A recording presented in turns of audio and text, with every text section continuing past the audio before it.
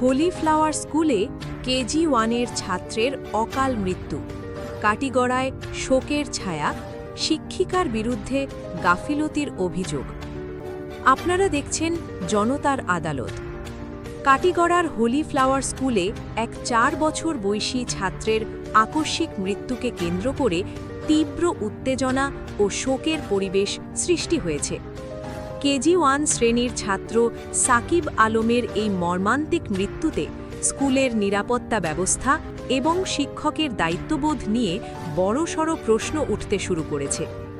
সিসিটিভিতে দেখা যাচ্ছে হারিস উদ্দিনের একমাত্র পুত্র সাকিব আলম প্রতিদিনের মতোই স্কুলে গিয়েছিল। ক্লাস চলাকালীন হঠাৎ শিশুটির গলায় কিছু আটকে যায় এবং সে অস্বস্তি বোধ করতে থাকে।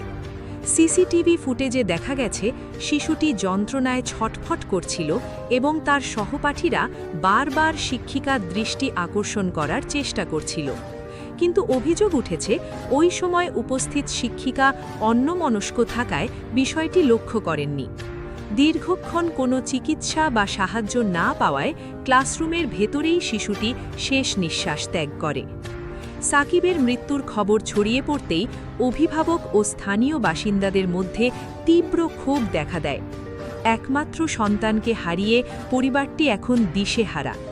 ক্ষুব্ধ অভিভাবকদের অভিযোগ, এটি কোনো সাধারণ দুর্ঘটনা নয়, বরং স্কুল কর্তৃপক্ষের চরম গাফিলতি। শিশুদের দেখাশোনার জন্য যে ধরনের সতর্কতা প্রয়োজন, এই স্কুলে তার লেশমাত্র ছিল না। প্রশ্ন উঠছে, ক্লাস চলাকালীন শিক্ষিকা কেন সজাগ ছিলেন না?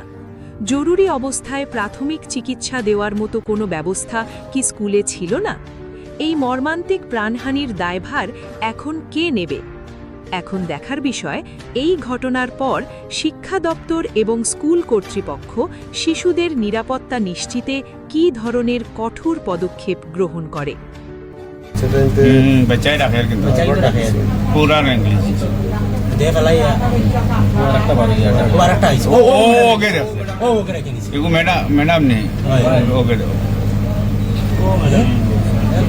এই ম্যাডাম তো আবো নাই গো কোথায় গিয়ে